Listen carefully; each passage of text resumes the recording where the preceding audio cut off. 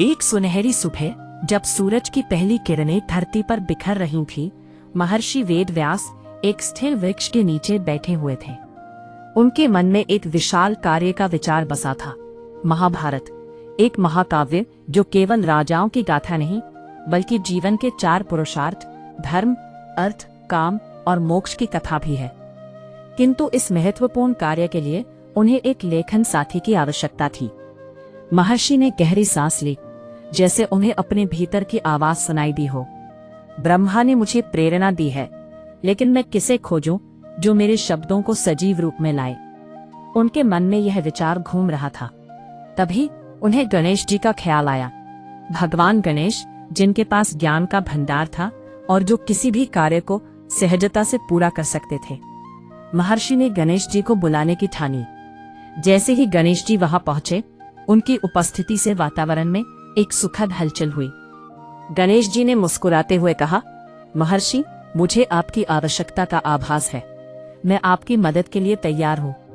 महर्षि ने एक शर्त रखी, तुम्हें मेरे कहे एक एक शब्द को बिना रुके लिखना होगा। गणेश जी ने तुरंत स्वीकृति दी, लेकिन एक शर्त भी रखी।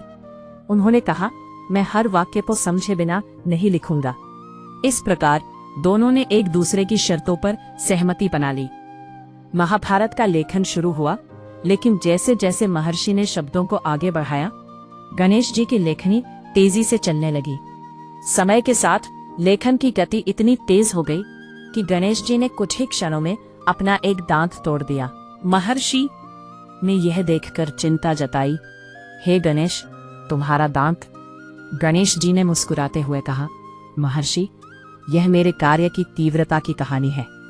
मैंने जल्दी में नहीं रुकने का संकल्प लिया था, लेकिन आपकी प्रत्येक कथा को समझकर ही लिखना आवश्यक था।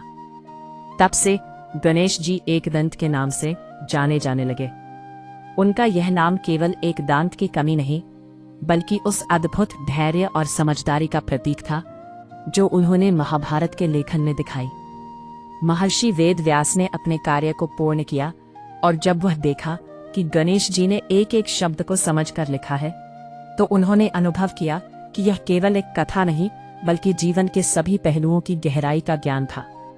इस प्रकार एक अद्भुत मित्रता और सहयोग से महाभारत की रचना हुई, जो आज भी मानवता को मार्गदर्शन करती है।